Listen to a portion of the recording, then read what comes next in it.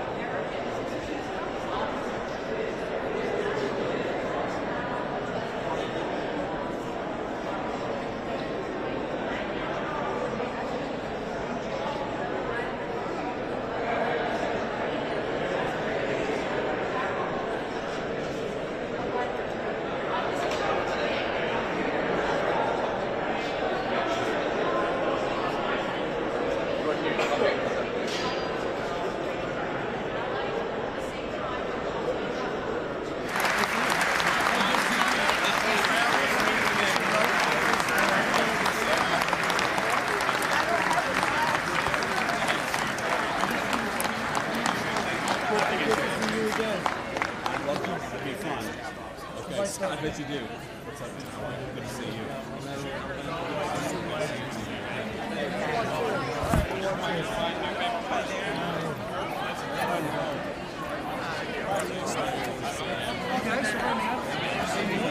How are you?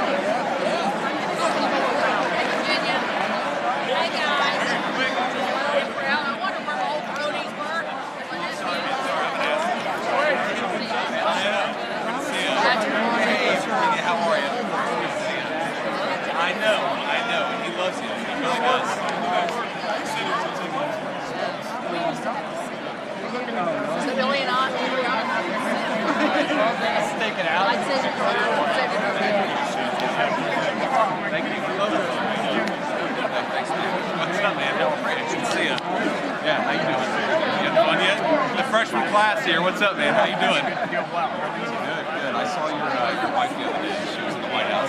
Great job. Good. Keep it fun. Thanks, man. I appreciate it, man. Good to see you. I'm going this way. Okay, yeah. Sorry, I'll just sit over here. Hey, man, how are you? Good to see you. Good luck tonight. This is going to be awesome.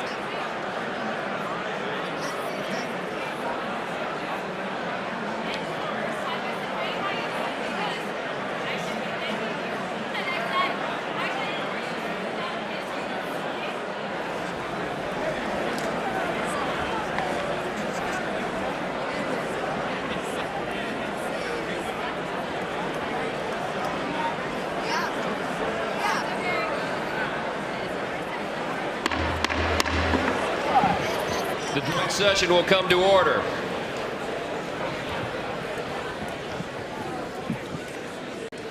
The chair appoints as members of the committee on the part of the House to escort the President of the United States into the chamber the following: the gentleman from Louisiana, Mr. Scalise; the gentleman from Minnesota, Mr. Emmer; the gentlewoman from Michigan, Mrs. McClain; the gentleman from North Carolina, Mr. Hudson; the gentleman from Pennsylvania, Mr. Reschenthaler; the gentleman from Utah, Mr. Moore; the gentlewoman from Indiana, Mrs. Houchin; the gentleman from Oklahoma, Mr. Hearn; the gentleman from New York, Mr. Jeffries; the gentlewoman from Massachusetts, Ms. Clark; from California, Mr. Liu; the gentleman from Colorado, Mr. Neguse; the gentlewoman from Washington, Ms. Delbene; the gentlewoman from Michigan, Mrs. Dingell.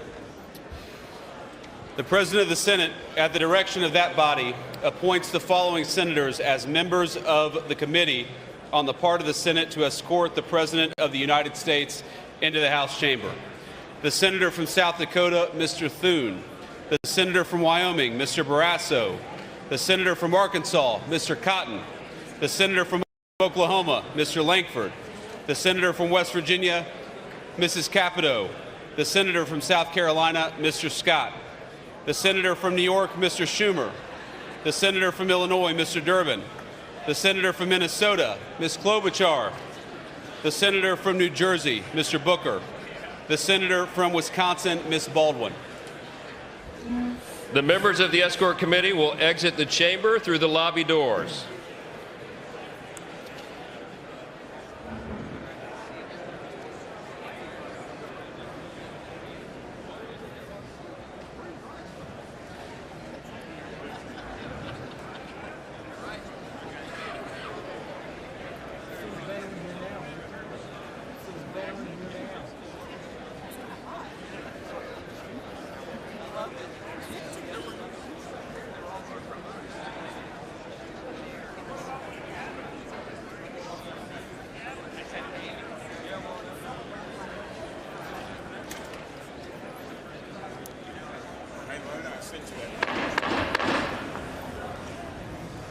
Mr. Speaker, the Dean of the Diplomatic Corps.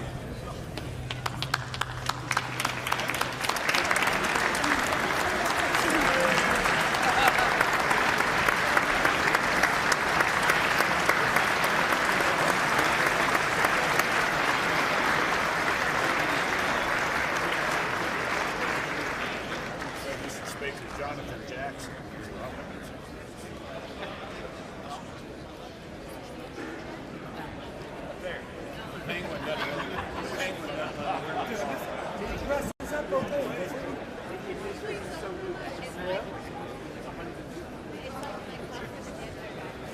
My wife loves this gray suit. I hate it, but I wear it. She'll see me on TV. I'm a blazer, man.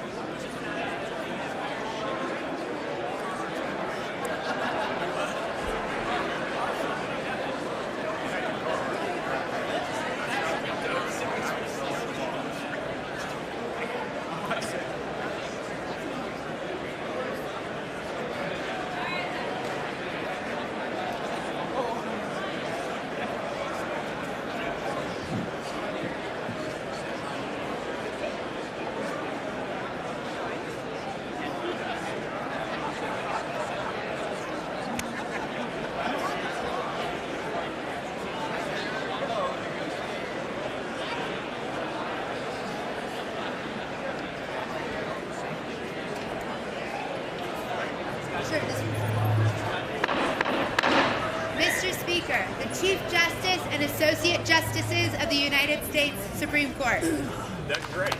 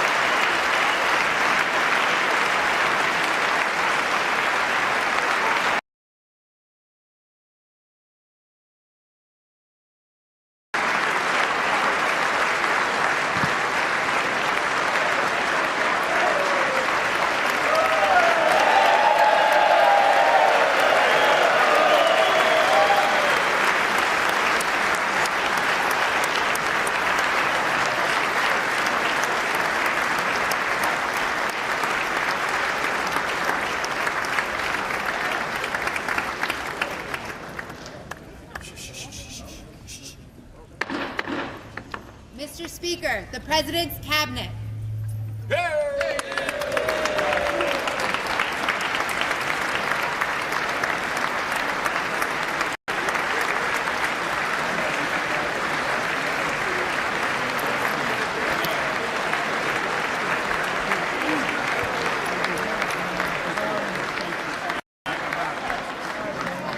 That's true. I should have studied better.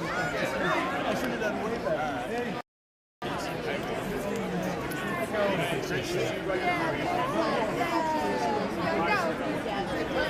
Secretary, can't wait to connect you. That's true. I should have studied better. I should have done way better.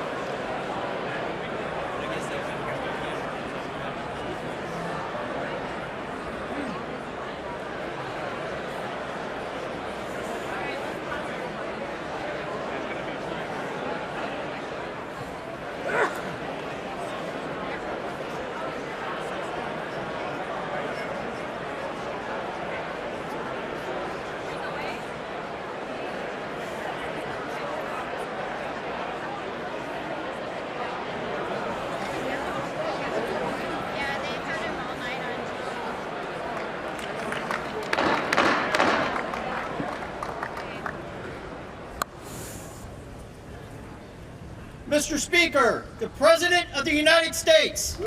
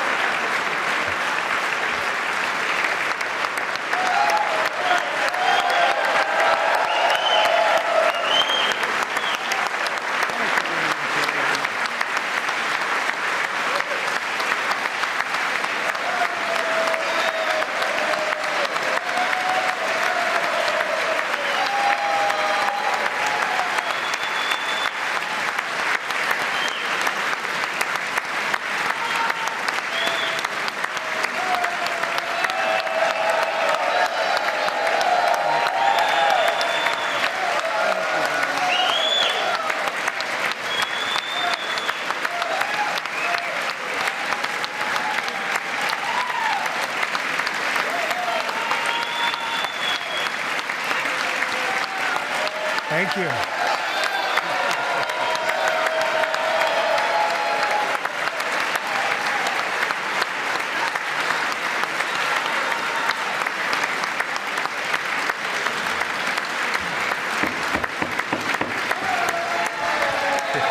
Thank you very much.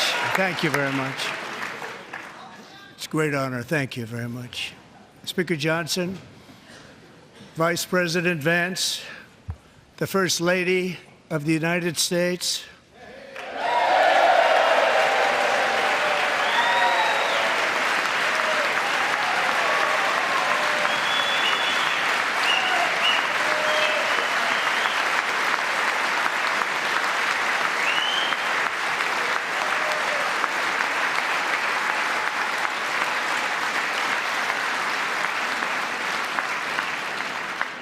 members of the United States Congress, thank you very much. And to my fellow citizens, America is back.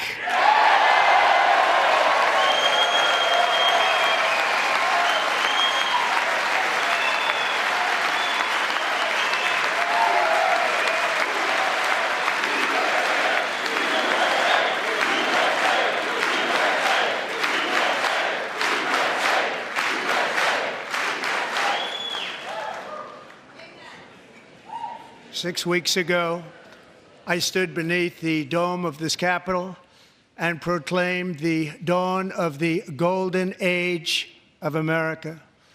From that moment on, it has been nothing but swift and unrelenting action to usher in the greatest and most successful era in the history of our country. We have accomplished more in 43 days than most administrations accomplished in 4 years or 8 years, and we are just getting started.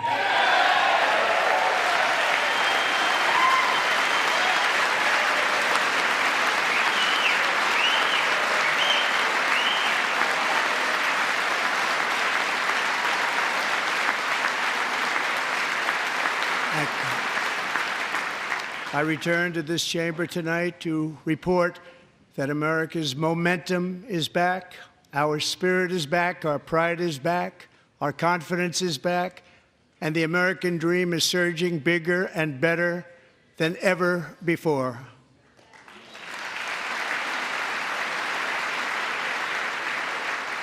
The American dream is unstoppable, and our country is on the verge of a comeback, the likes of which the world has never witnessed and perhaps will never witness again. There's never been anything like it. The presidential election of November 5th was a mandate like has not been seen in many decades. We won all 7 swing states, giving us an electoral college victory of 312 votes.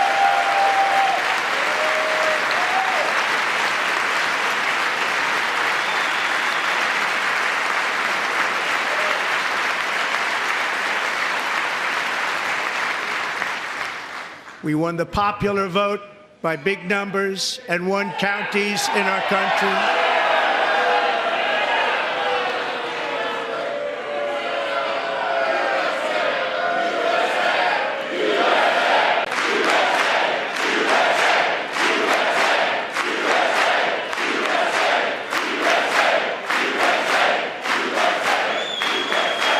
And won counties in our country, 2,700 to 525, on a map that reads almost completely red for Republican.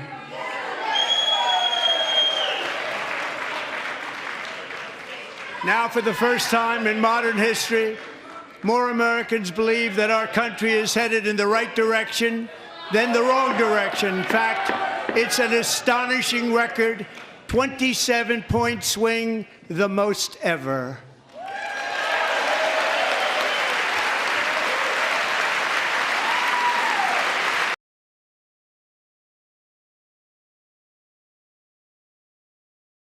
In fact, it's an astonishing record, 27-point swing, the most ever.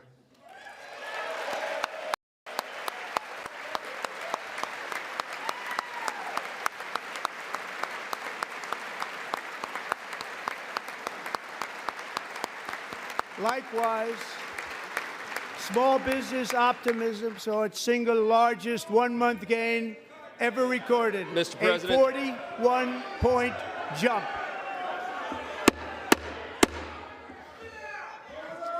Members are directed to uphold and maintain decorum in the House and to cease any further disruptions. That's your warning.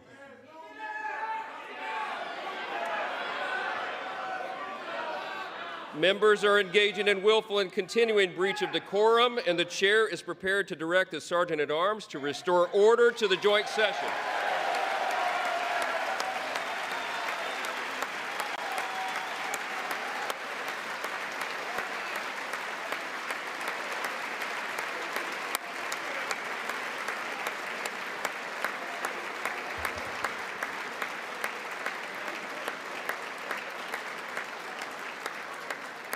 Mr. Green, take your seat. Take your seat, sir. Take your seat. Finding that members continue to engage in willful and concerted disruption of proper decorum, the chair now directs the Sergeant-at-Arms to restore order.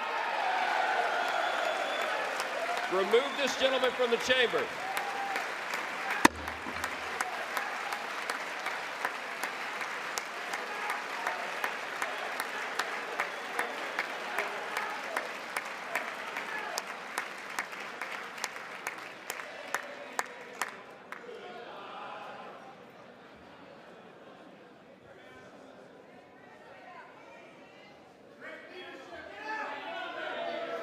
Go.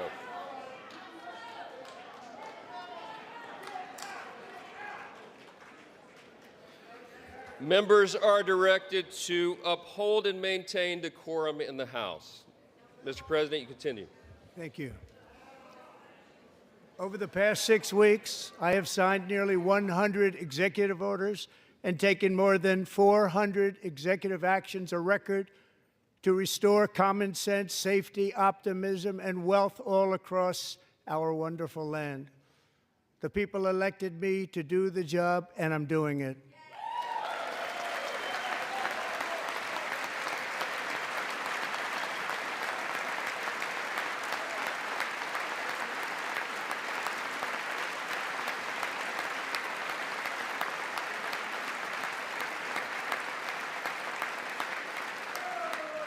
In fact, it has been stated by many that the first month of our presidency, it's our presidency, is the most successful in the history of our nation. By many.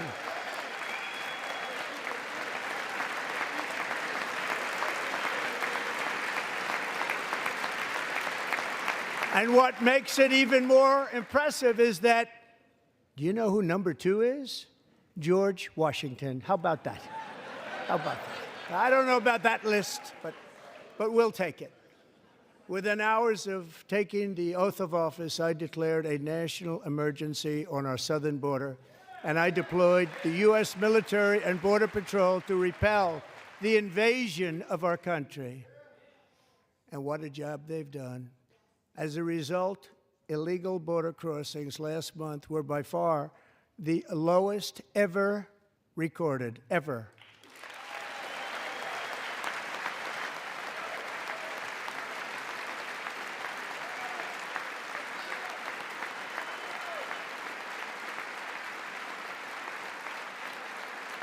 They heard my words and they chose not to come. Much easier that way. In comparison, under Joe Biden, the worst president in American history, there were hundreds of thousands of illegal crossings a month, and virtually all of them, including murderers, drug dealers, gang members, and people from mental institutions and insane asylums, were released into our country. Who would want to do that? This is my 5th such speech to Congress. And once again, I look at the Democrats in front of me, and I realize there is absolutely nothing I can say to make them happy or to make them stand or smile or applaud. Nothing I can do. I could find a cure to the most devastating disease, a disease that would wipe out entire nations, or announce the answers to the greatest economy in history, or the stoppage of crime to the lowest levels ever recorded. And these people sitting right here will not clap, will not stand, and certainly will not cheer for these astronomical achievements. They won't do it, no matter what. Five times I've been up here. It's very sad, and it just shouldn't be this way.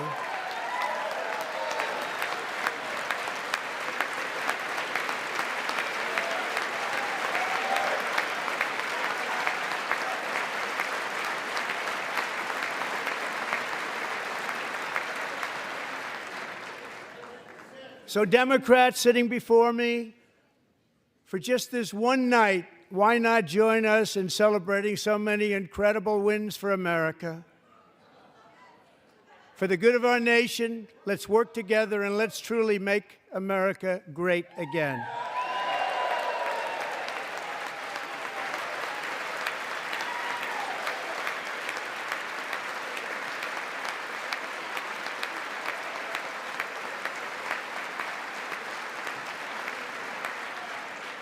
Every day, my administration is fighting to deliver the change America needs to bring a future that America deserves, and we're doing it. This is a time for big dreams and bold action.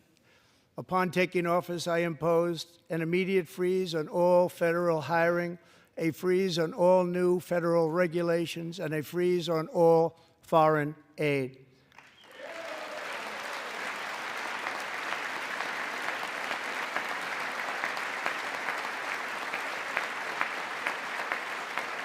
I terminated the ridiculous Green New Scam. I withdrew from the unfair Paris Climate Accord, which was costing us trillions of dollars that other countries were not paying. I withdrew from the corrupt World Health Organization.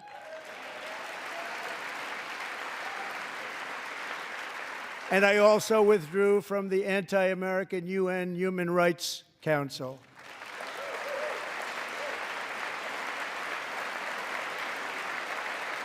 We ended all of Biden's environmental restrictions that were making our country far less safe and totally unaffordable. And importantly, we ended the last administration's insane electric vehicle mandate, saving our auto workers and companies from economic destruction.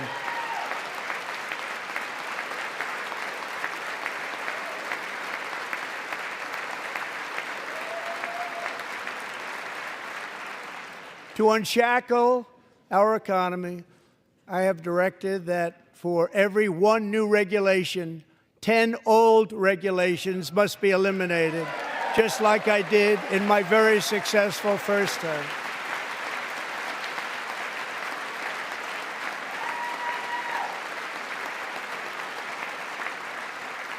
And in that first term, we set records on ending unnecessary rules and regulations like no other president had done before. We ordered all federal workers to return to the office. They will either show up for work in person or be removed from their job.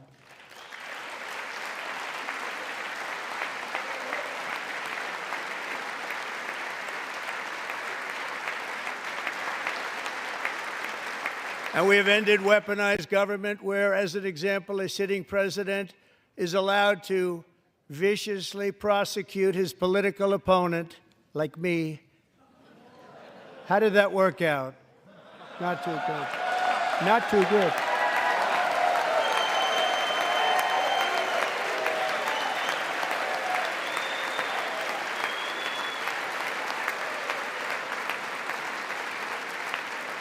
And I have stopped all government censorship and brought back free speech in America. It's back.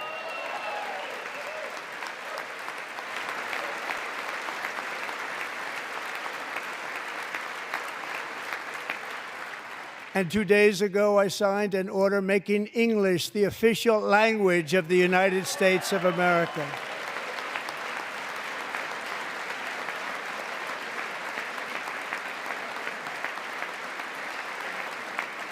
I renamed the Gulf of Mexico the Gulf of America.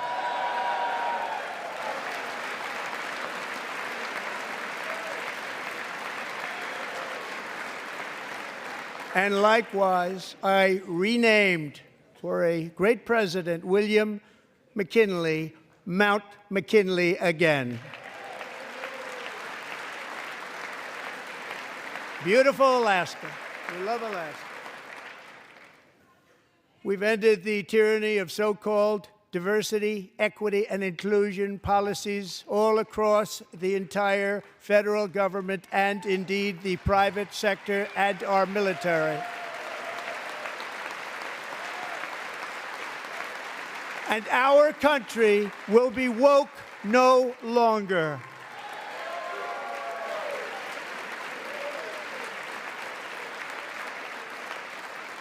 We believe that whether you are a doctor, an accountant, a lawyer, or an air traffic controller, you should be hired and promoted based on skill and competence, not race or gender. Very important.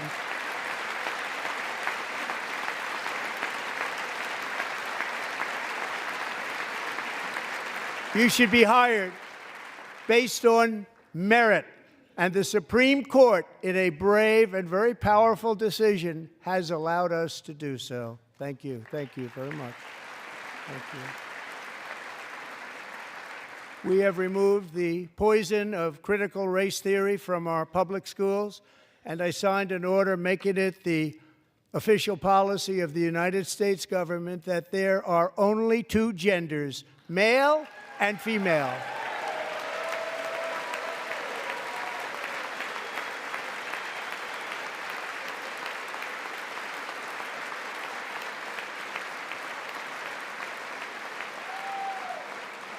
I also signed an executive order to ban men from playing in women's sports.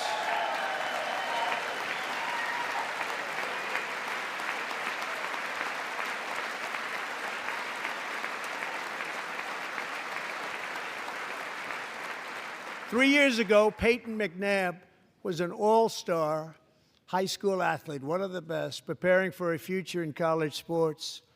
But when her girls' volleyball match was invaded by a male, he smashed the ball so hard in Peyton's face, causing traumatic brain injury, partially paralyzing her right side, and ending her athletic career. It was a shot like she's never seen before. She's never seen anything like it. Peyton is here tonight in the gallery, and Peyton, from now on, schools will kick the men off the girls' team, or they will lose all federal funding.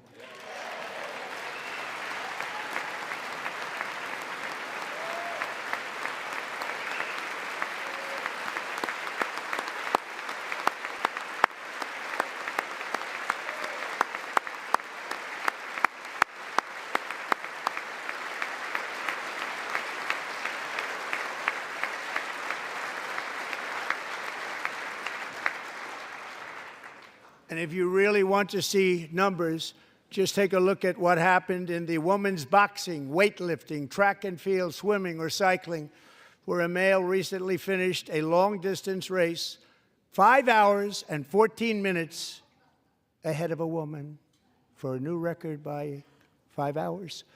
Broke the record by 5 hours. It's demeaning for women, and it's very bad for our country. We're not going to put up with it any longer.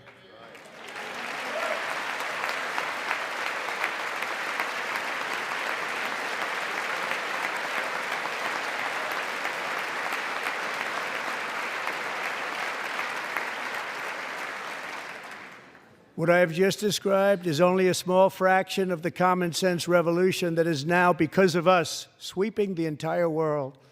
Common sense has become a common theme, and we will never go back. Never. Never going to let that happen. Among my very highest priorities is to rescue our economy and get dramatic and immediate relief to working families. As you know, we inherited from the last administration an economic catastrophe and an inflation nightmare. Their policies drove up energy prices, pushed up grocery costs, and drove the necessities of life out of reach for millions and millions of Americans. They've never had anything like it. We suffered the worst inflation in 48 years, but perhaps even in the history of our country. They're not sure. As president, I'm fighting every day to reverse this damage and make America affordable again.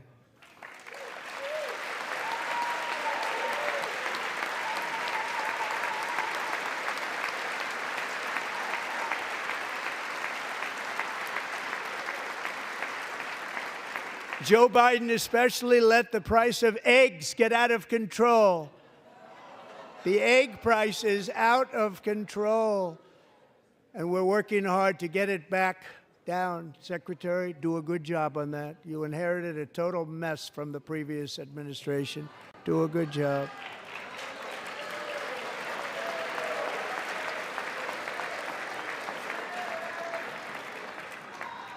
A major focus of our fight to defeat inflation is rapidly reducing the cost of energy. The previous administration cut the number of new oil and gas leases by 95%, slowed pipeline construction to a halt, and closed more than 100 power plants. We are opening up many of those power plants right now.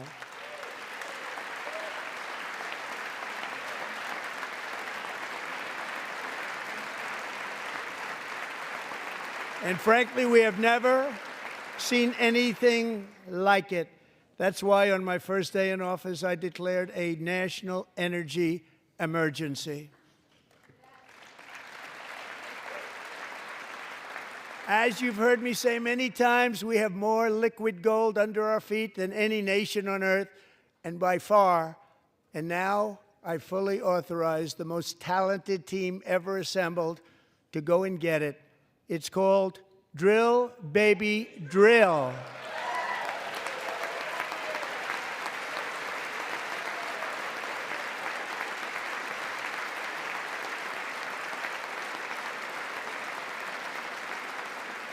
My administration is also working on a gigantic natural gas pipeline in Alaska, among the largest in the world, where Japan, South Korea, and other nations want to be our partner with investments of trillions of dollars each. There's never been anything like that one.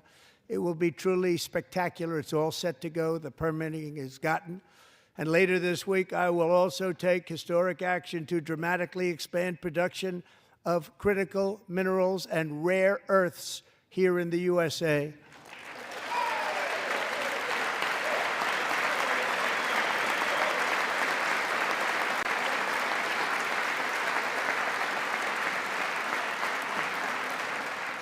To further combat inflation, we will not only be reducing the cost of energy, but will be ending the flagrant waste of taxpayer dollars.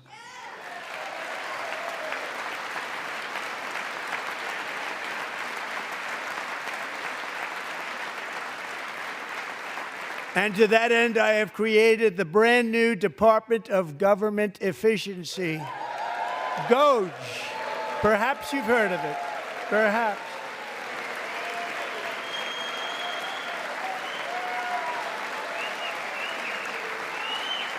Which is headed by Elon Musk, who is in the gallery tonight.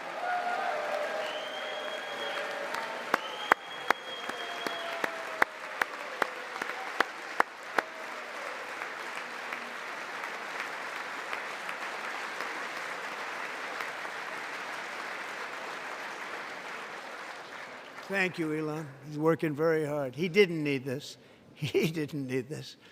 Thank you very much. We appreciate it. Everybody here, even this side, appreciates it, I believe. They just don't want to admit that. Just listen to some of the appalling waste we have already identified.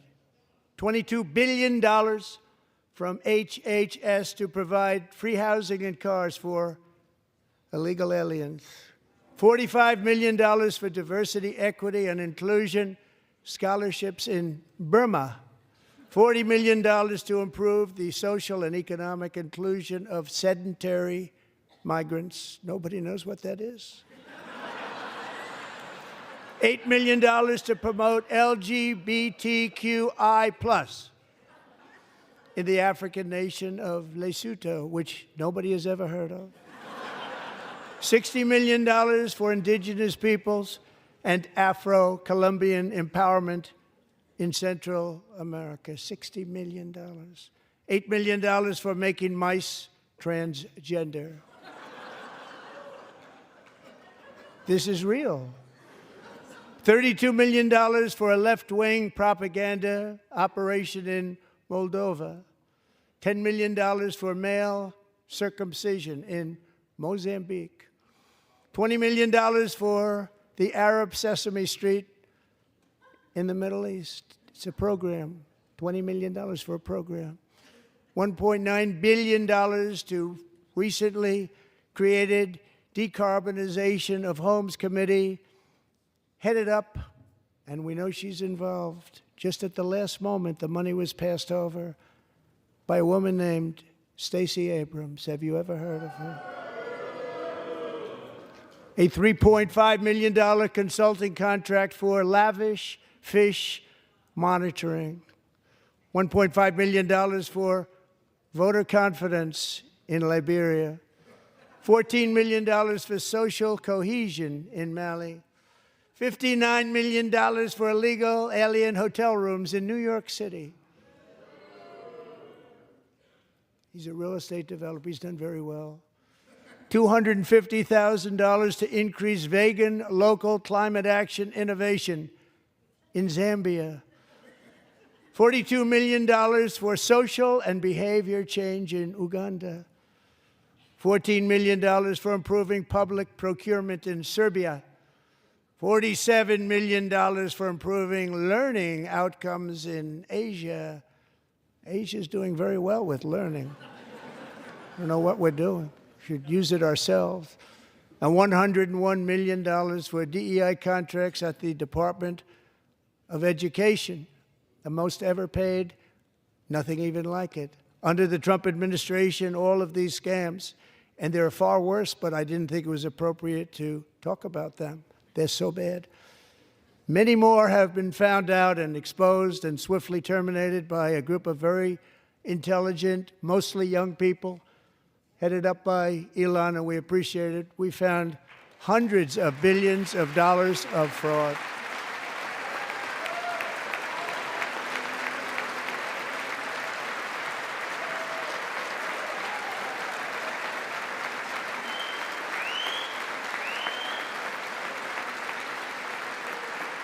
And we've taken back the money and reduced our debt to fight inflation and other things. Taken back a lot of that money. We got it just in time. This is just the beginning. The Government Accountability Office, a federal government office, has estimated annual fraud of over $500 billion in our nation, and we are working very hard to stop it. We're going to. We're also identifying shocking levels of incompetence and probable fraud in the Social Security program for our seniors, and that our seniors and people that we love rely on. Believe it or not, government databases list 4.7 million Social Security members from people aged 100 to 109 years old. It lists 3.6 million people from ages 110 to 119. I don't know any of them. I know some people that are rather elderly, but not quite that elderly. 3.47 million people from ages 120 to 129. 3.9 million people from ages 130 to 139. 3.5 million people from ages 140 to 149. And money is being paid to many of them, and we're searching right now. In fact, Pam, good luck. Good luck. You're going to find it. But a lot of money is paid out to people because it just keeps getting paid, and nobody does, and it really hurts Social Security and hurts our country. 1.3 million people from ages 150 to 159, and over 130,000 people, according to the Social Security databases, are age over 160 years old. We have a healthier country than I thought, Bobby.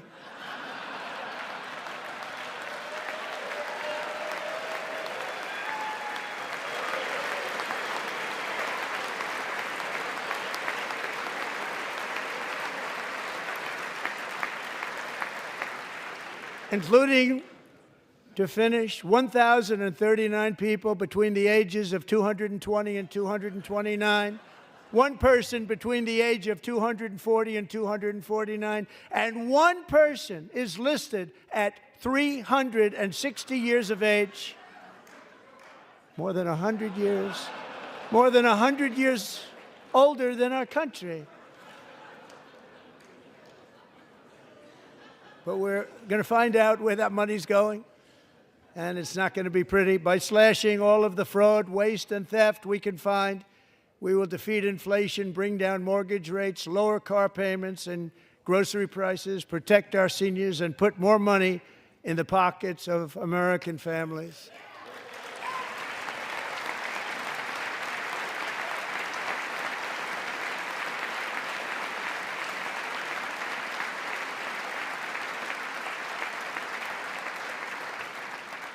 And today, interest rates took a beautiful drop, big, beautiful drop. It's about time. And in the near future, I want to do what has not been done in 24 years, balance the federal budget. We're going to balance it.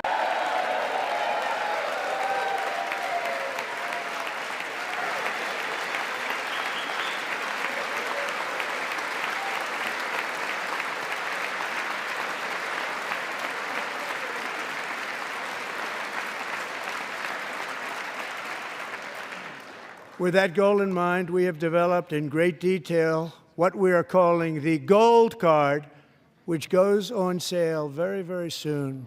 For $5 million, we will allow the most successful job-creating people from all over the world to buy a path to U.S. citizenship. It's like the green card, but better and more sophisticated. And these people will have to pay tax in our country. They won't have to pay tax from where they came. The money that they've made, you wouldn't want to do that, but they have to pay tax, create jobs. They'll also be taking people out of colleges and paying for them so that we can keep them in our country instead of having them being forced out.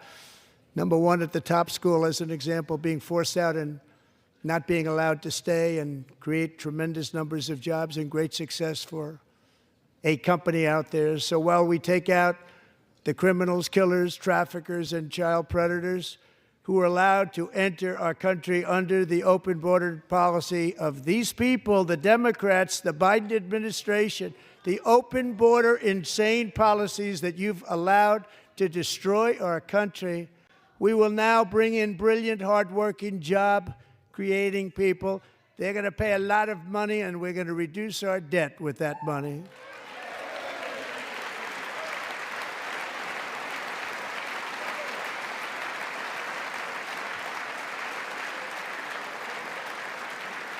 Americans have given us a mandate for bold and profound change. For nearly 100 years, the federal bureaucracy has grown until it has crushed our freedoms, ballooned our deficits, and held back America's potential in every possible way.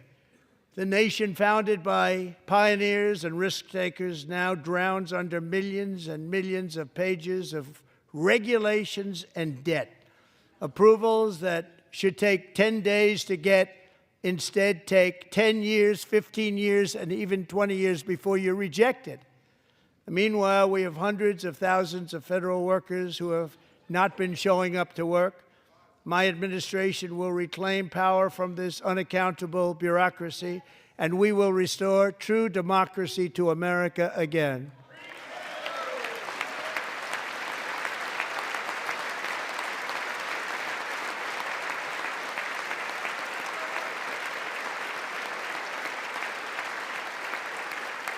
And any federal bureaucrat who resists this change will be removed from office immediately. Because we are draining the swamp. It's very simple. And the days of rule by unelected bureaucrats are over.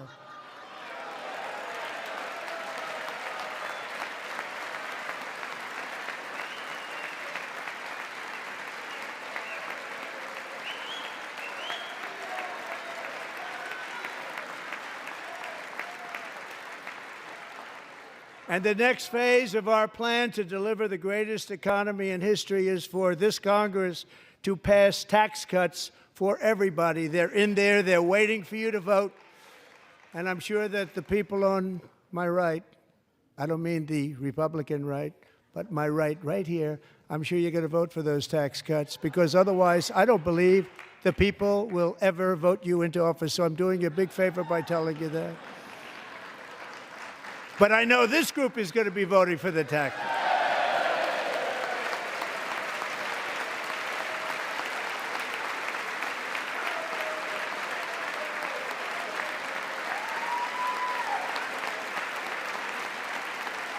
Thank you. It's a very, very big part of our plan. We had tremendous success in our first term with it. A very big part of our plan. We're seeking permanent income tax cuts all across the board. And to get urgently needed relief to Americans hit especially hard by inflation, I'm calling for no tax on tips, no tax on overtime, and no tax on Social Security benefits for our great seniors.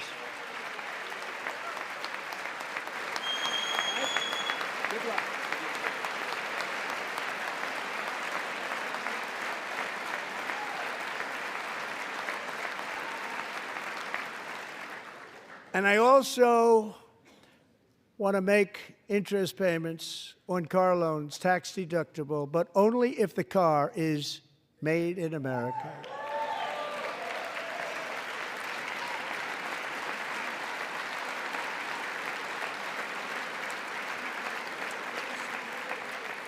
And by the way, we're going to have growth in the auto industry like nobody's ever seen. Plants are opening up all over the place. Deals are being made. Never seen. That's a combination of the election win and tariffs. It's a beautiful word, isn't it? That, along with our other policies, will allow our auto industry to absolutely boom. It's going to boom.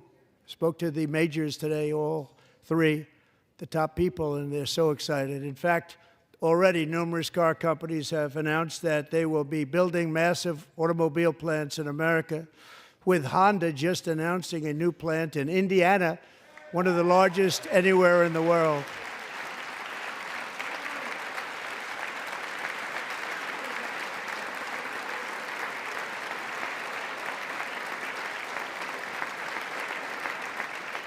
And this has taken place since our great victory on November 5th, a date which will hopefully go down as one of the most important in the history of our country.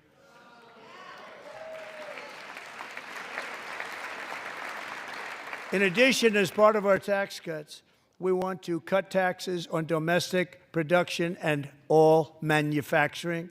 And just as we did before, we will provide 100% expensing. It will be retroactive to January 20th, 2025.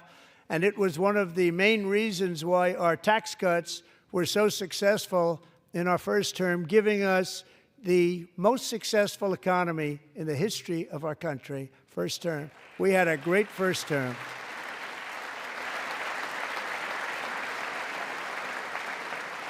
If you don't make your product in America, however, under the Trump administration, you will pay a tariff, and in some cases, a rather large one.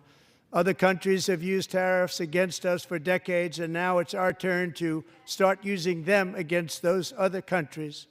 On average, the European Union, China, Brazil, India, Mexico, and Canada, have you heard of them? And countless other nations charge us tremendously higher tariffs than we charge them. It's very unfair. India charges us auto tariffs higher than 100%. China's average tariff on our products is twice what we charge them. And South Korea's average tariff is 4 times higher. Think of that, 4 times higher. And we give so much help militarily and in so many other ways to South Korea. But that's what happens. This is happening by friend and foe. This system is not fair to the United States and never was. And so on April 2nd, I wanted to make it April 1st, but I didn't want to be accused of April Fool's Day. That's not, just one day cost us a lot of money. But we're going to do it in April. I'm a very superstitious person. April 2nd, reciprocal tariffs kick in. And whatever they tariff us, other countries, we will tariff them. That's reciprocal, back and forth. Whatever they tax us, we will tax them. If they do non-monetary tariffs to keep us out of their market, then we will do non-monetary barriers to keep them out of our market. There's a lot of that, too. They don't even allow us in their market. We will take in trillions and trillions of dollars and create jobs like we have never seen before. I did it with China, and I did it with others, and the Biden administration couldn't do anything about it because there was so much money they couldn't do anything about it. We have been ripped off for decades by nearly every country on earth, and we will not let that happen any longer.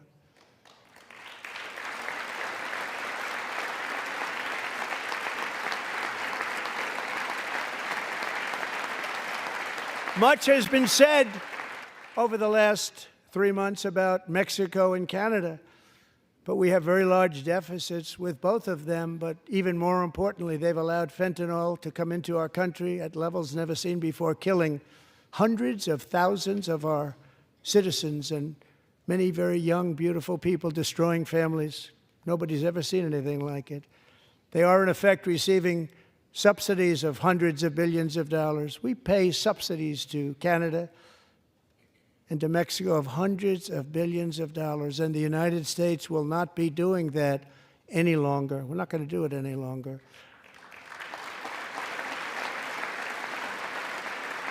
Thanks to our America First policies we're putting into place, we have had $1.7 trillion of new investment in America in just the past few weeks. The combination of the election and our economic policies that people of SoftBank, one of the most brilliant anywhere in the world, announced a $200 billion investment. OpenAI and Oracle, Larry Ellison, announced $500 billion investment, which they wouldn't have done if Kamala had won. Apple announced $500 billion investment. Tim Cook called me. He said, I cannot spend it fast enough. It's going to be much higher than that, I believe. They'll be building their plants here instead of in China. And just yesterday, Taiwan Semiconductor, the biggest in the world, most powerful in the world, has a tremendous amount, 97% of the market, announced a $165 billion investment to build the most powerful chips on earth right here in the USA.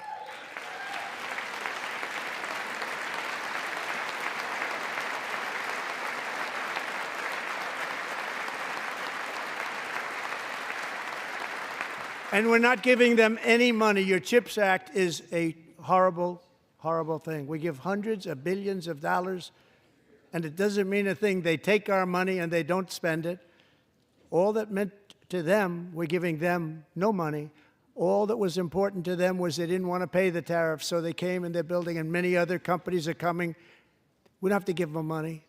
We just want to protect our businesses and our people. And they will come because they won't have to pay tariffs if they build in America. So it's very amazing. You should get rid of the CHIP Act, and whatever's left over, Mr. Speaker, you should use it to reduce debt or any other reason you want to.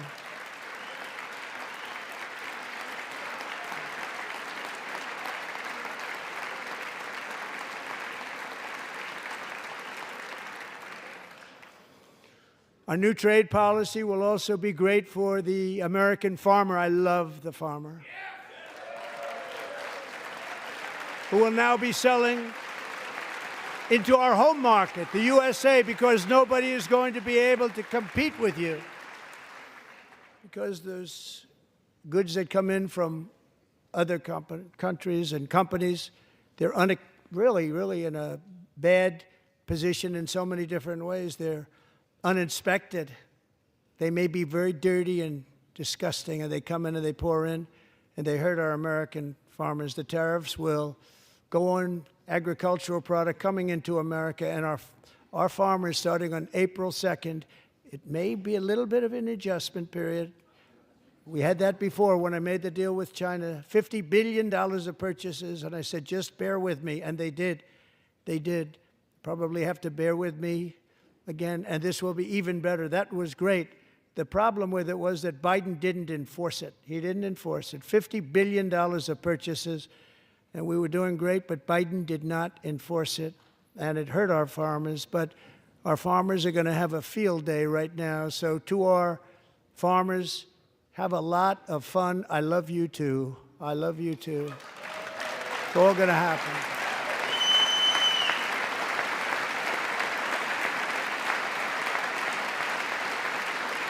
And I have also imposed a 25% tariff on foreign aluminum, copper, lumber, and steel, because if we don't have, as an example, steel and lots of other things, we don't have a military, and frankly, we just won't have a country very long. Here today is a proud American steelworker, fantastic person from Decatur, Alabama, Jeff Denard. Has been working at the same steel plant for 27 years in a job that has allowed him to serve as the captain of his local volunteer fire department, raise 7 children with his beautiful wife, Nicole, and over the years provide a loving home for more than 40 foster children. So great, Jeff.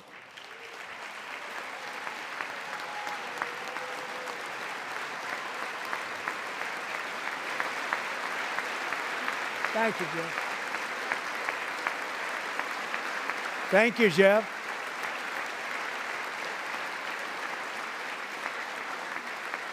Stories like Jeff's remind us that tariffs are not just about protecting American jobs. They're about protecting the soul of our country. Tariffs are about making America rich again and making America great again, and it's happening, and it will happen rather quickly. There'll be a little disturbance, but we're okay with that.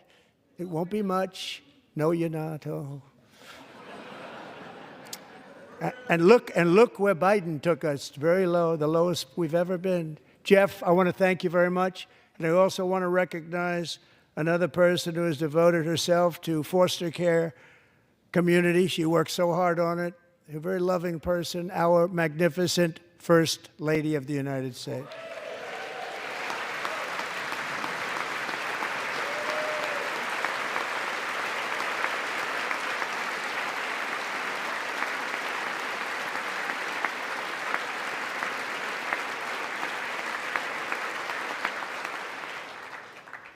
Melania's work has yielded incredible results, helping prepare our nation's future leaders as they enter the workforce.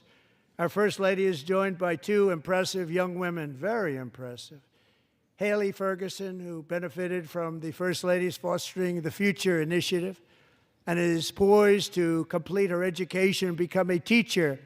And Elliston Berry, who became a victim of an illicit deepfake image produced by a peer. With Elliston's help, the Senate just passed the Take It Down Act, and this is so important. Thank you very much, John. John Thune, thank you. Stand up, John. Thank you, John.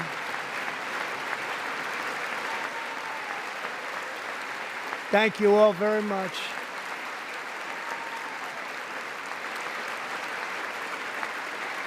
Thank you. And thank you to John Thune and the Senate. Great job. To criminalize the publication of such images online is a terrible, terrible thing. And once it passes the House, I look forward to signing that bill into law. Thank you. And I'm going to use that bill for myself, too, if you don't mind. Because nobody gets treated worse than I do online. Nobody. That's great. Thank you very much to the Senate. Thank you. But if we truly care about protecting Americans' children, no step is more crucial than securing America's borders. Over the past 4 years, 21 million people poured into the United States. Many of them were murderers, human traffickers, gang members, and other criminals from the streets of dangerous cities all throughout the world. Because of Joe Biden's insane and very dangerous open border policies, they are now strongly embedded in our country, but we are getting them out and getting them out fast.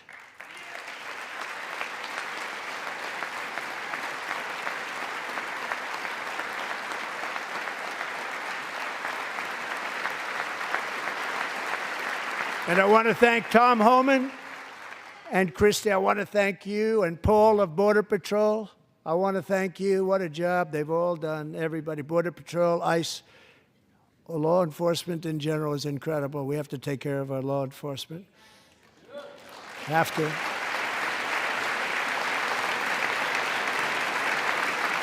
Last year,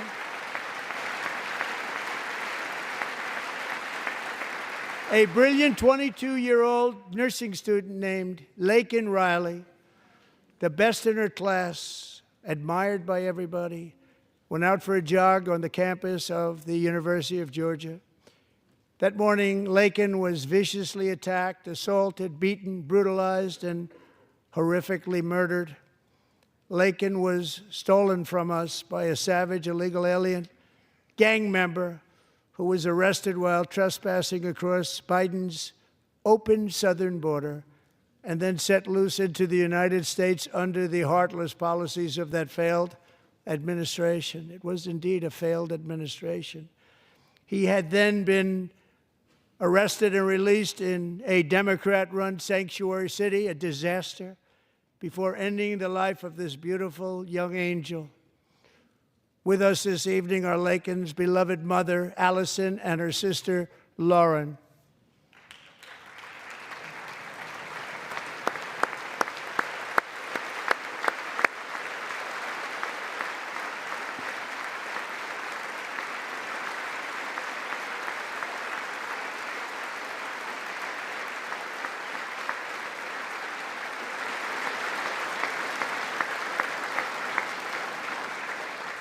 Last year, I told Laken's grieving parents that we would ensure their daughter would not have died in vain. That's why the very first bill I signed into law as your 47th president mandates the detention of all dangerous criminal aliens who threaten public safety. It's a very strong, powerful act.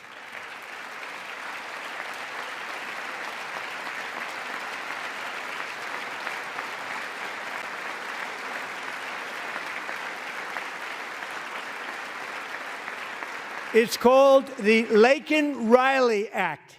So Allison and Lauren, America will never, ever forget our beautiful Laken Hope Riley.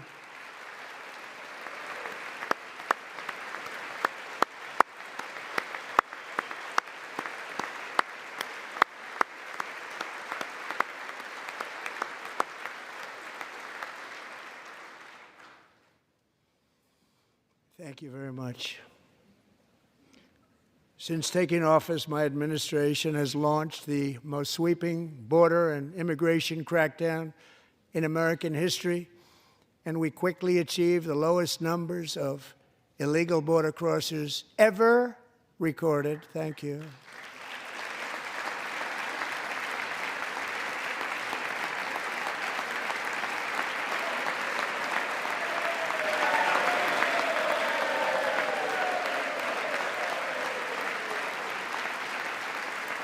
The media and our friends in the Democrat Party kept saying we needed new legislation, we must have legislation to secure the border. But it turned out that all we really needed was a new president.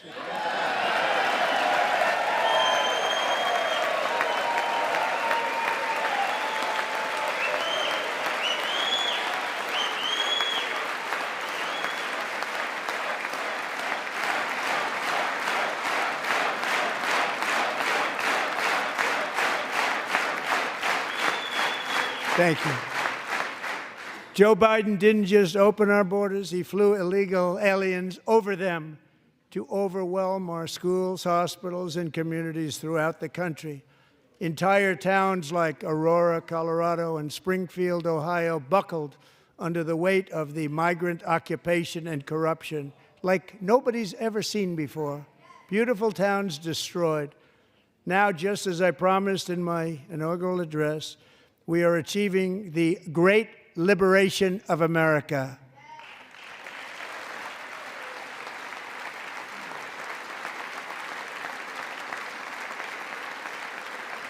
But there still is much work to be done. Here tonight is a woman I have gotten to know, Alexis Nungary from Houston.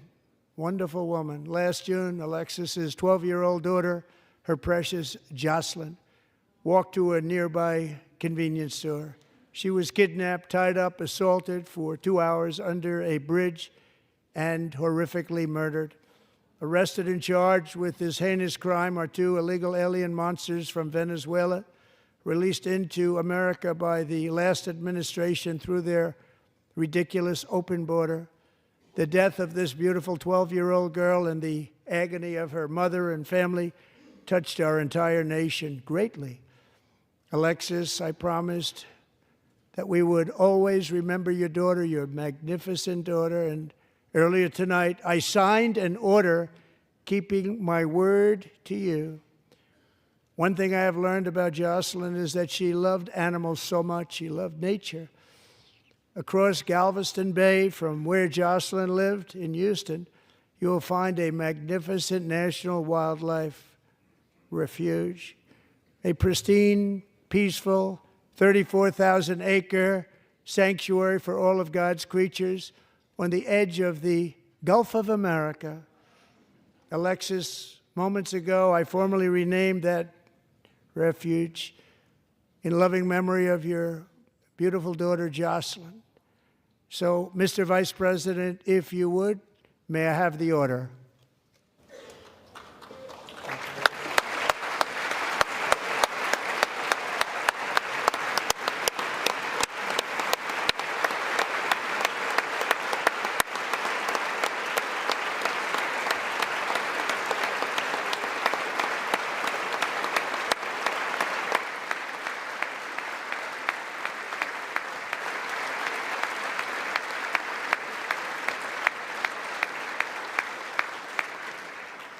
Thank you very much.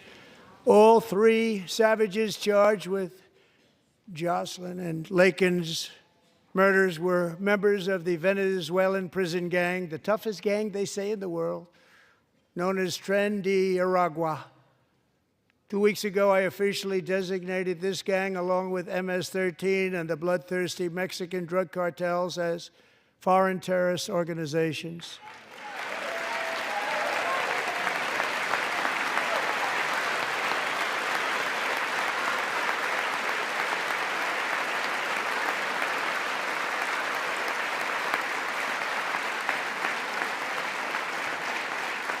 They are now officially in the same category as ISIS, and that's not good for them. Countless thousands of these terrorists were welcomed into the U.S. by the Biden administration.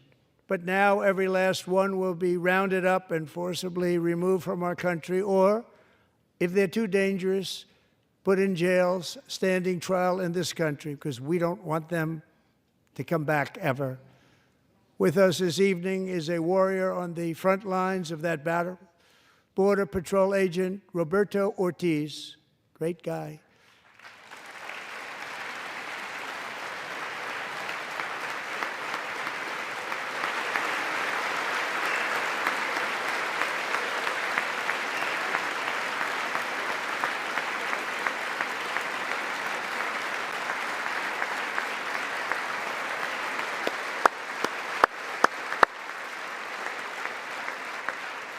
In January, Roberto and another agent were patrolling by the Rio Grande near an area known as Cartel Island. Doesn't sound too nice to me.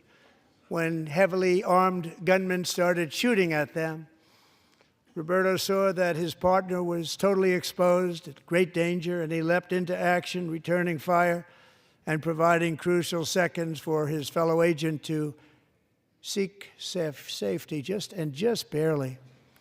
I have some of the prints of that event, and it was not good. Agent Ortiz, we salute you for your great courage and for your line of fire that you took and for the bravery that you showed. We honor you, and we will always honor you. Thank you, Roberto, very much.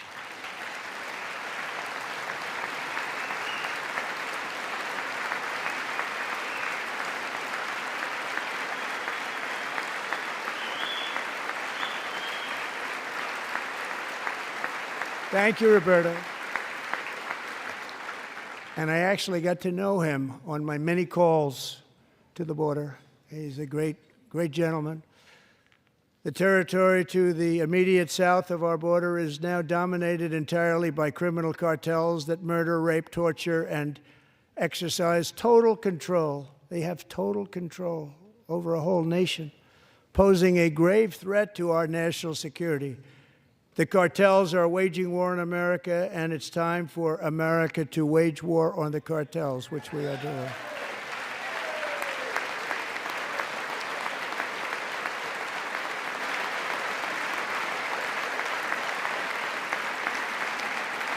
Five nights ago, Mexican authorities, because of our tariff policies being imposed on them, think of this, handed over to us 29 of the biggest cartel leaders in their country. That has never happened before. They want to make us happy.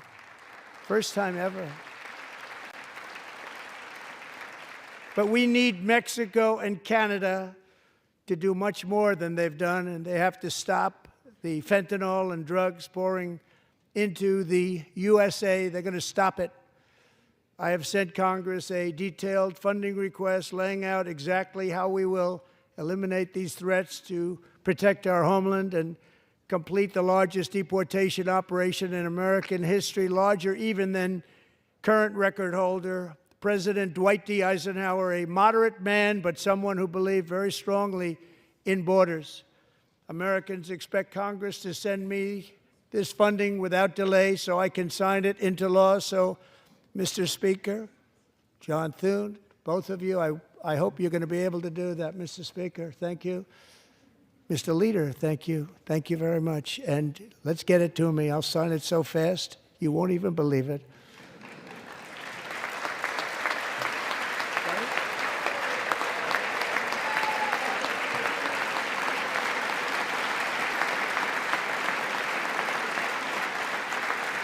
And as we reclaim our sovereignty, we must also bring back law and order to our cities and towns.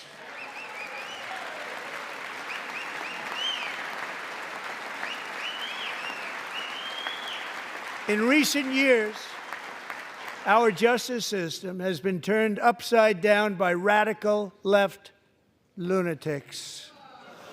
Many jurisdictions virtually ceased enforcing the law against dangerous repeat offenders while weaponizing law enforcement against political opponents like me.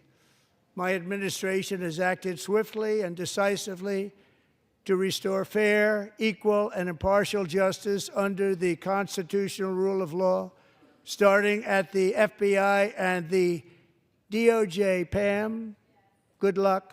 Cash, wherever you may be, good luck. Good luck. Pam Bondi. Good luck. So important. Going to do a great job.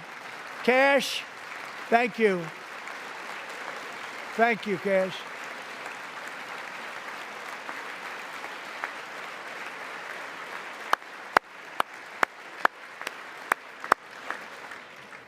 They've already started very strong. They're going to do a fantastic job. You're going to be very proud of them. We're also once again giving our police officers the support, protection, and respect they so dearly deserve. They have to get it. They have such a hard, dangerous job, but we're going to make it less dangerous. The problem is the bad guys don't respect the law, but they're starting to respect it, and they soon will respect it. This also includes our great fire departments throughout the country. Our firemen and women are unbelievable people, and we'll never forget them. And besides that, they voted for me in record numbers, so I have no choice.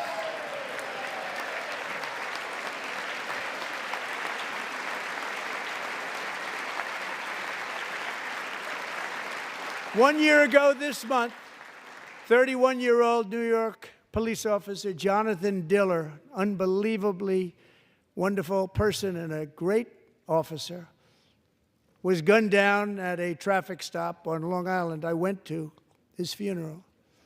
The vicious criminal charged with his murder had 21 prior arrests, and they were rough arrests, too. He was a real bad one. The thug in the seat next to him had 14 prior arrests and went by the name of Killer. He was Killer. He killed other people, they say, a lot of them. I attended Officer Diller's service, and when I met his wife and one-year-old son, Ryan, it was very inspirational, actually. His widow's name is Stephanie, and she is here tonight. Stephanie, thank you very much, Stephanie. Thank you very much.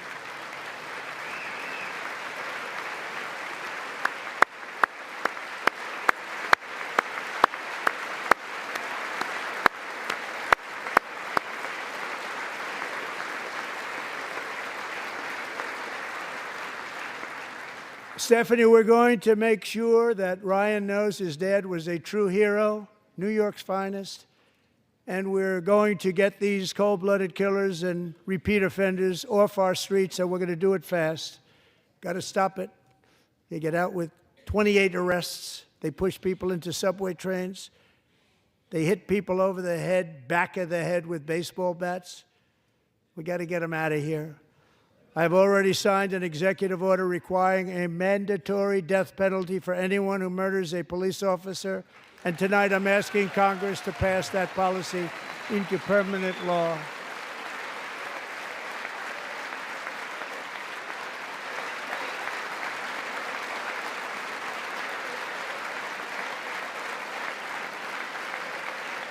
I'm also asking for a new crime bill getting tough on repeat offenders while enhancing protections for America's police officers so they can do their jobs without fear of their lives being totally destroyed. They don't want to be killed. We're not going to let them be killed. Joining us in the gallery tonight is a young man who truly loves our police. His name is DJ Daniel. He is 13 years old, and he has always dreamed of becoming a police officer.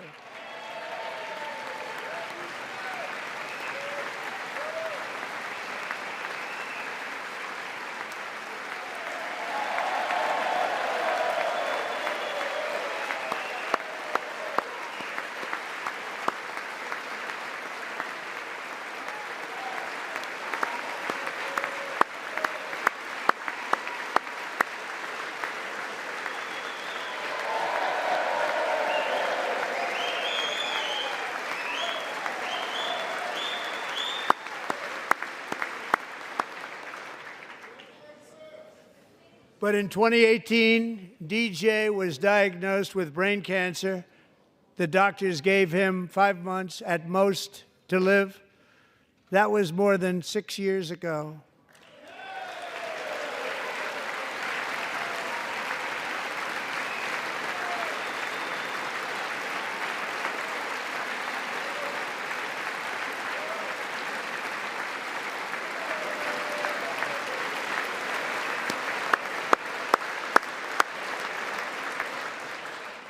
Since that time, DJ and his dad have been on a quest to make his dream come true, and DJ has been sworn in as an honorary law enforcement officer, actually a number of times. The police love him, the police departments love him.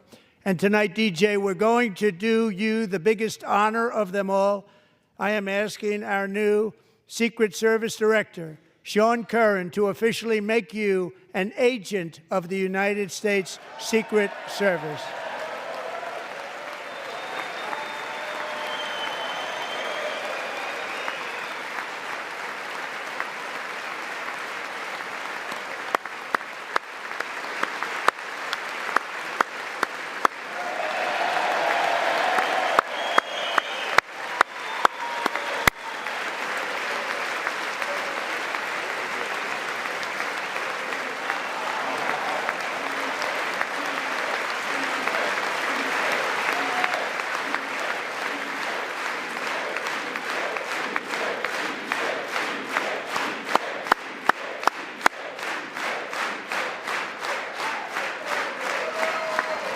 Thank you, DJ.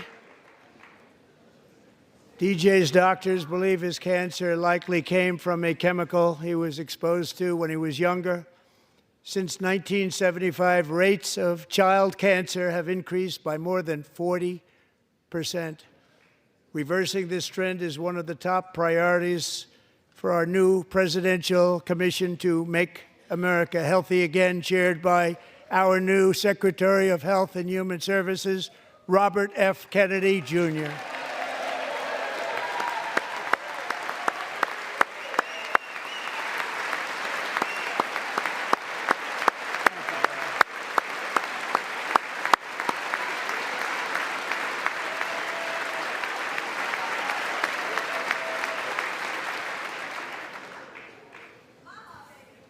With the name Kennedy, you would have thought everybody over here would have been cheering. How quickly they forget. Our goal is to get toxins out of our environment, poisons out of our food supply, and keep our children healthy and strong. As an example, not long ago, and you can't even believe these numbers, 1 in 10,000 children had autism, 1 in 10,000. And now it's 1 in 36. There's something wrong. 1 in 36. Think of that. So we're going to find out what it is, and there's nobody better than Bobby and all of the people that are working with you. You have the best to figure out what is going on. Okay, Bobby? Good luck. It's a very important job. Thank you. Go get him.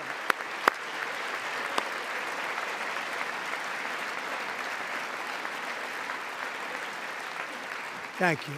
My administration is also working to protect our children from toxic ideologies in our schools. A few years ago, January Littlejohn and her husband discovered that their daughter's school had secretly socially transitioned their 13-year-old little girl.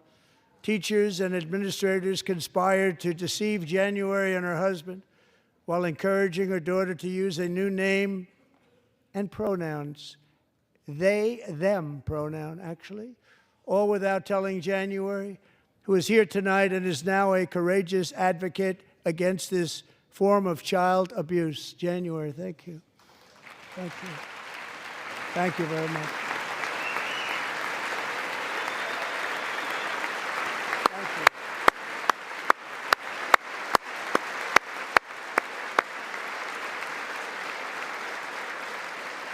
Thank you. Stories like this are why, shortly after taking office, I signed an executive order banning public schools from indoctrinating our children with transgender ideology.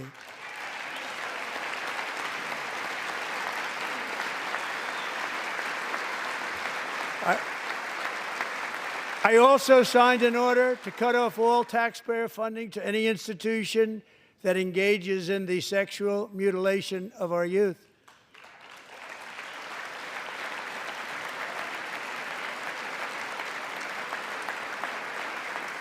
And now I want Congress to pass a bill permanently banning and criminalizing sex changes on children and forever ending the lie that any child is trapped in the wrong body.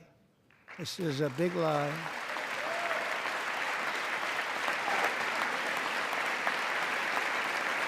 And our message to every child in America is that you are perfect exactly the way God made you.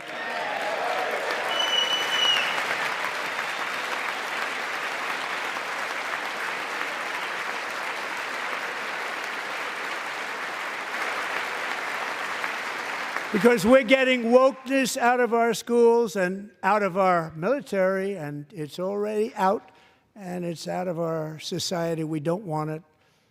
Wokeness is trouble. Wokeness is bad. It's gone. It's gone. And we feel so much better for it, don't we? Don't we feel better? Our service members won't be activists and ideologues. They will be fighters and warriors. They will fight for our country. And Pete, congratulations.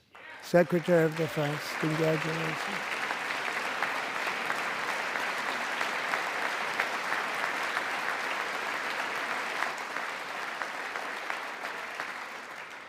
And he's not big into the woke movement, I can tell you.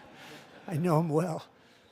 I am pleased to report that in January, the U.S. Army had its single best recruiting month in 15 years, and that all armed services are having among the best recruiting results ever in the history of our services. What a difference.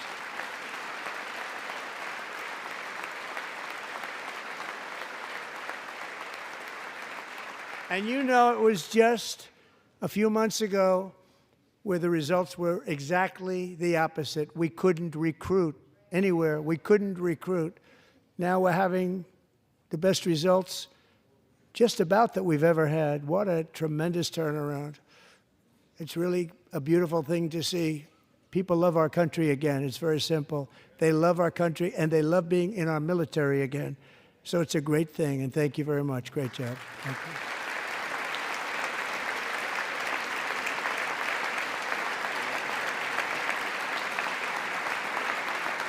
We're joined tonight by a young man, Jason Hartley, who knows the weight of that call of duty.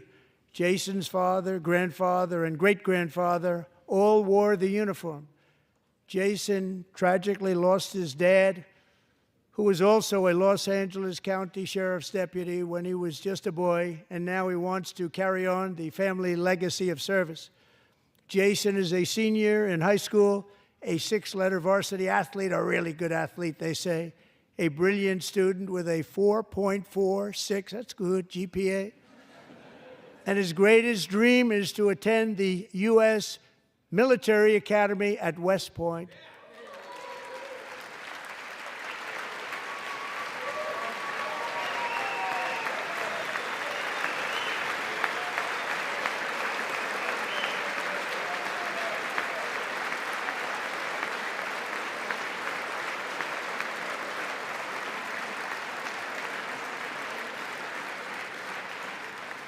And Jason, that's a very big deal getting in. That's a hard one to get into. But I'm pleased to inform you that your application has been accepted. You will soon be joining the Corps of Cadets.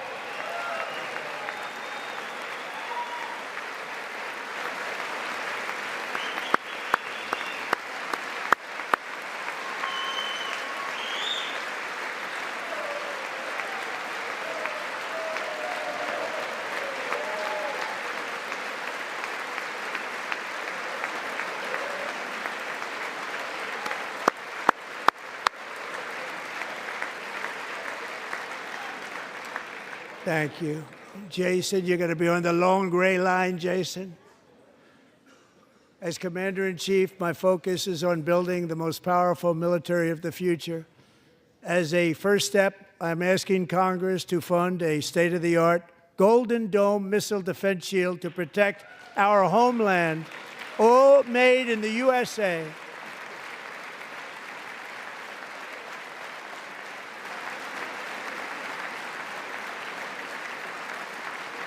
And Ronald Reagan wanted to do it long ago, but the technology just wasn't there, not even close. But now we have the technology. It's incredible, actually. And other places, they have it. Israel has it. Other places have it. And the United States should have it too, right, Tim, right? They should have it too. So I want to thank you. But it's a very, very important. This is a very dangerous world. We should have it. We want to be protected, and we're going to protect our citizens like never before. To boost our defense industrial base, we are also going to resurrect the American shipbuilding industry, including commercial shipbuilding and military shipbuilding.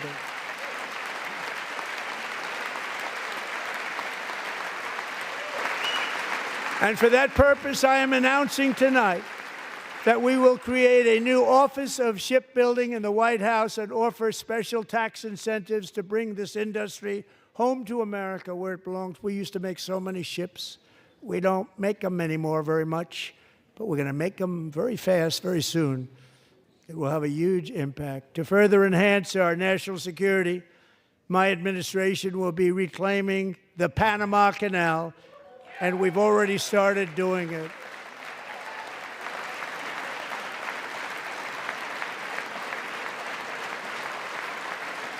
Just today, a large American company announced they are buying both ports around the Panama Canal and lots of other things having to do with the Panama Canal and a couple of other canals. The Panama Canal was built by Americans for Americans, not for others, but others could use it.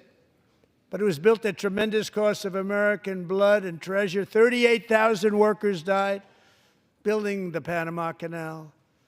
They died of malaria. They died of snake bites and mosquitoes. Not a nice place to work. They paid them very highly to go there, knowing there was a 25% chance that they would die. The most expensive project also that was ever built in our country's history, if you bring it up to modern day costs.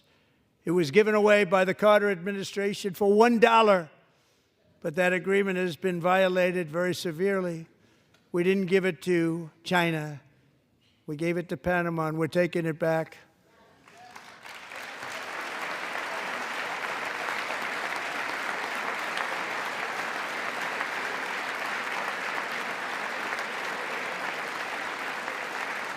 And we have Marco Rubio in charge. Good luck, Marco. Now, we know who to blame if anything goes wrong. Marco's been amazing, and he's going to do a great job. Think of it. He got 100 votes. You know, he was approved with actually 99, but the 100th was this gentleman, and I feel very certain. So let's assume he got 100 votes. And I'm either very, very happy about that or I'm very concerned about it. But he's already proven. I mean, he's a great gentleman. He's respected by everybody, and we appreciate you voting for Marco. He's going to do a fantastic job. Thank you. Thank you. He's doing a great job. Great job. And I also have a message tonight for the incredible people of Greenland. We strongly support your right to determine your own future. And if you choose, we welcome you into the United States of America. We need Greenland for national security and even international security, and we're working with everybody involved to try and get it. But we need it really for international world security, and I think we're going to get it. One way or the other, we're going to get it.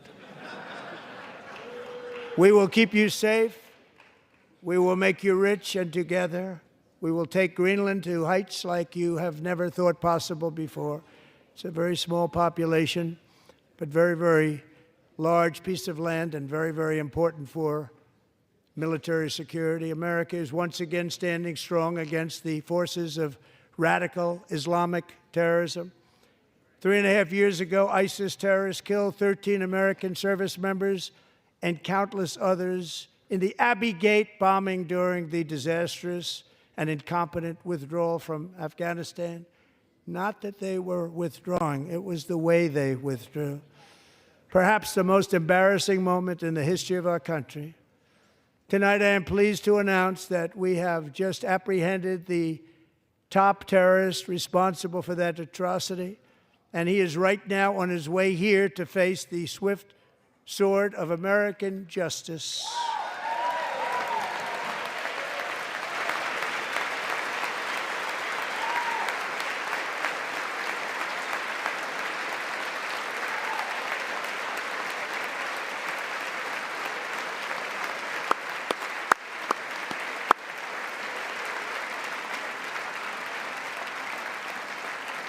And I want to thank especially the government of Pakistan for helping arrest this monster. This was a very momentous day for those 13 families who I actually got to know very well, most of them, whose children were murdered, and the many people that were so badly, over 42 people, so badly injured on that fateful day in Afghanistan. What a horrible day. Such incompetence was shown. That when Putin saw what happened, I guess he said, wow, maybe this is my chance. That's how bad it was. Should have never happened. Grossly incompetent people. I spoke to many of the parents and loved ones, and they're all in our hearts tonight. Just spoke to them on the phone. We had a big call.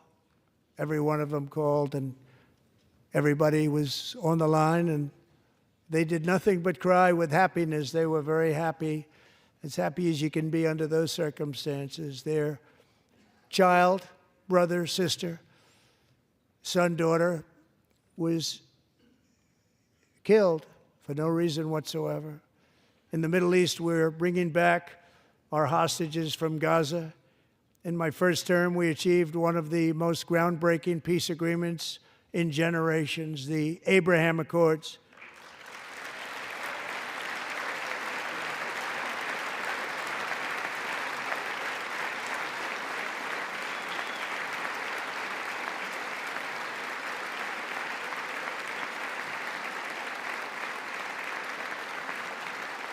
And now we're going to build on that foundation to create a more peaceful and prosperous future for the entire region. A lot of things are happening in the Middle East. People have been talking about that so much lately with everything going on with Ukraine and Russia.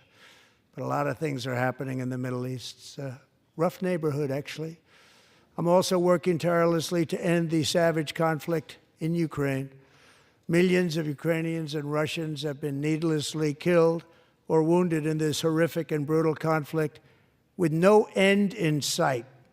The United States has sent hundreds of billions of dollars to support Ukraine's defense with no security, with no anything.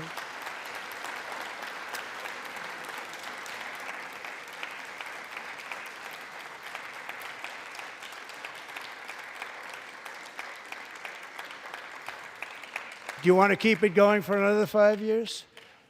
Yeah, you would say Pocahontas says yes.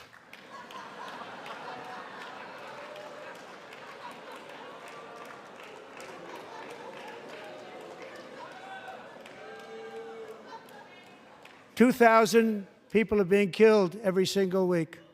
More than that. They're Russian young people. They're Ukrainian young people. They're not Americans. But I want it to stop. Meanwhile, Europe has sadly spent more money buying Russian oil and gas than they have spent on defending Ukraine, by far. Think of that. They've spent more buying Russian oil and gas than they have defending. And we've spent perhaps $350 billion, like taking candy from a baby. That's what happened. And they've spent $100 billion. What a difference that is. And we have an ocean separating us, and they don't. But we're getting along very well with them, and lots of good things are happening. Biden has authorized more money in this fight than Europe has spent by billions and billions of dollars. It's hard to believe that they wouldn't have stopped it and said, at some point, come on, let's equalize. You got to be equal to us. But that didn't happen. Earlier today, I received an important letter from President Zelensky of Ukraine. The letter reads, Ukraine is ready to come to the negotiating table as soon as possible to bring lasting peace closer. Nobody wants peace more than the Ukrainians, he said. My team and I stand ready to work under President Trump's strong leadership to get a peace that lasts. We do really value how much America has done to help Ukraine maintain its sovereignty and independence. Regarding the agreement on minerals and security, Ukraine is ready to sign it at any time that is convenient for you. I appreciate that he sent this letter, just got it a little while ago. Simultaneously, we've had serious discussions with Russia and have received strong signals that they are ready for peace. Wouldn't that be beautiful? Wouldn't that be beautiful?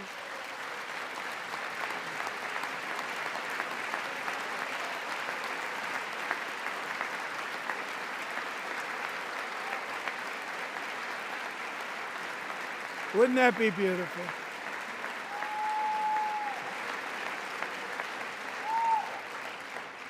It's time to stop this madness. It's time to halt the killing. It's time to end the senseless war. If you want to end wars, you have to talk to both sides. Nearly 4 years ago, amid rising tensions, a history teacher named Mark Fogel was detained in Russia and sentenced to 14 years in a penal colony. Rough stuff. The previous administration barely lifted a finger to help him. They knew he was innocent, but they had no idea where to begin. But last summer, I promised his 95-year-old mother, Malphine, that we would bring her boy safely back home. After 22 days in office, I did just that, and they are here tonight.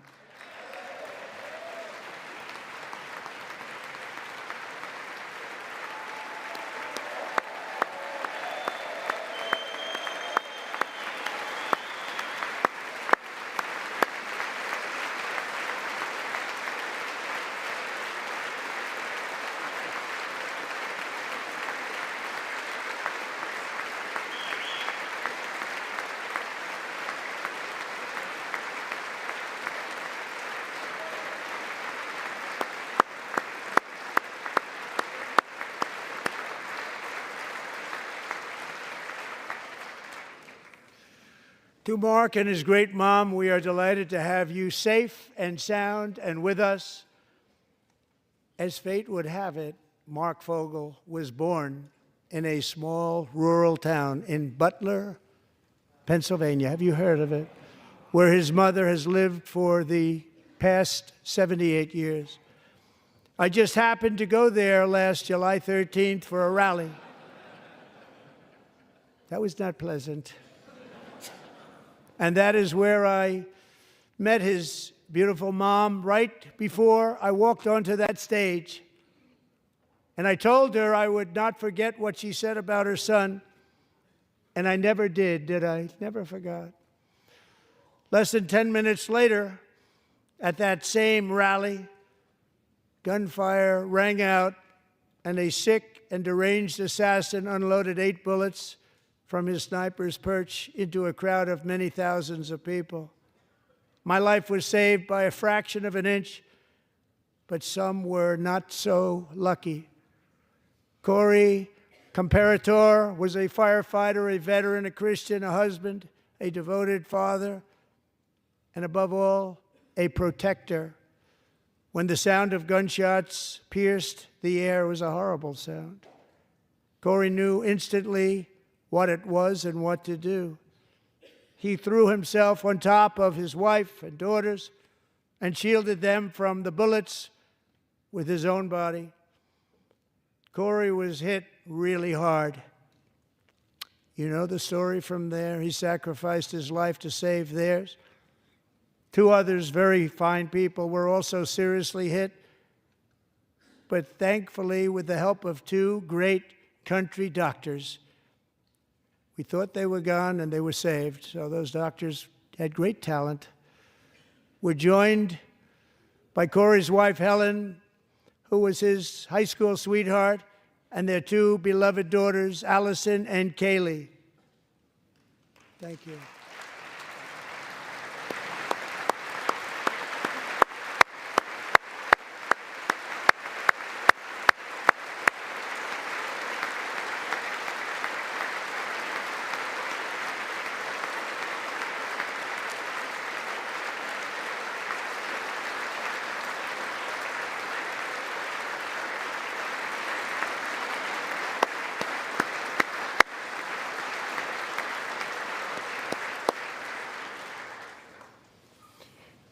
To Helen, Allison, and Kaylee, Corey is looking down on his 3 beautiful ladies right now, and he is cheering you on. He loves you.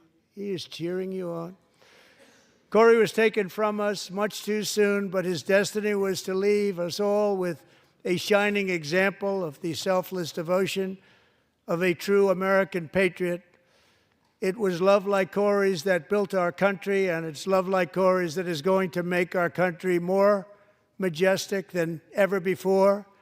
I believe that my life was saved that day in Butler for a very good reason. I was saved by God to make America great again. I believe that. Thank you. Thank you.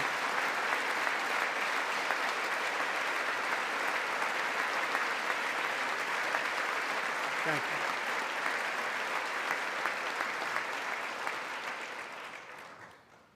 Thank you very much. From the patriots of Lexington and Concord to the heroes of Gettysburg and Normandy, from the warriors who crossed the Delaware to the trailblazers who climbed the Rockies, and from the legends who soared at Kitty Hawk to the astronauts who touched the moon, Americans have always been the people who defied all odds, transcended all dangers, made the most extraordinary sacrifices, and did whatever it took to defend our children, our country, and our freedom.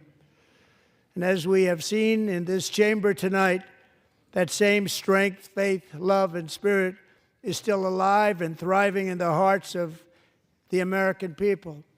Despite the best efforts of those who would try to censor us, silence us, break us, destroy us, Americans are today a proud, free, sovereign, and independent nation that will always be free, and we will fight for it till death. We will never let anything happen to our beloved country, because we are a country of doers, dreamers, fighters, and survivors.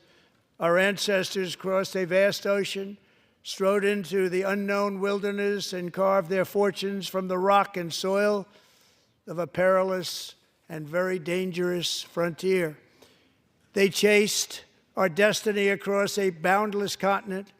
They built the railroads, laid the highways, and graced the world with American marvels like the Empire State Building, the mighty Hoover Dam, and the towering Golden Gate Bridge. They lit the world with electricity, broke free of the force of gravity, fired up the engines of American industry, vanquished the communists, fascists, and Marxists all over the world, and gave us countless modern wonders sculptured out of iron, glass, and steel. We stand on the shoulders of these pioneers who won and built the modern age, these workers who poured their sweat into the skylines of our cities, these warriors who shed their blood on fields of battle and gave everything they had for our rights and for our freedom.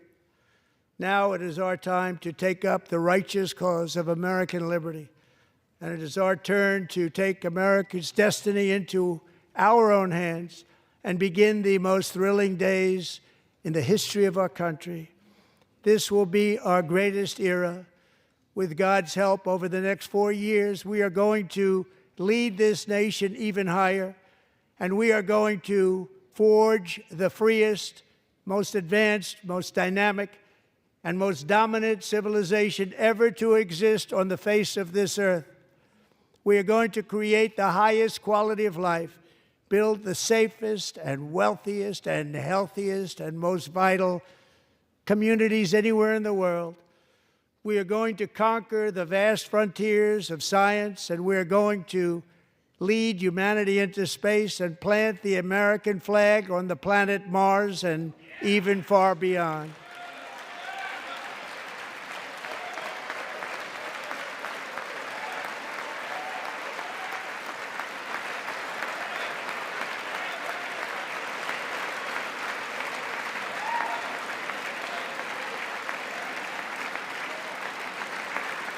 And through it all, we are going to rediscover the unstoppable power of the American spirit.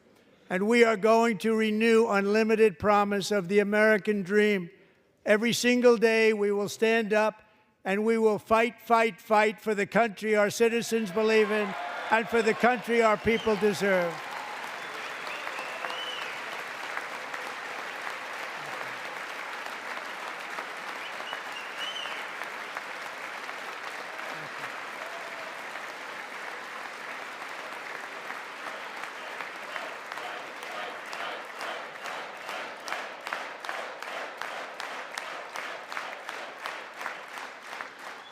My fellow Americans, get ready for an incredible future, because the golden age of America has only just begun. It will be like nothing that has ever been seen before. Thank you, God bless you, and God bless America.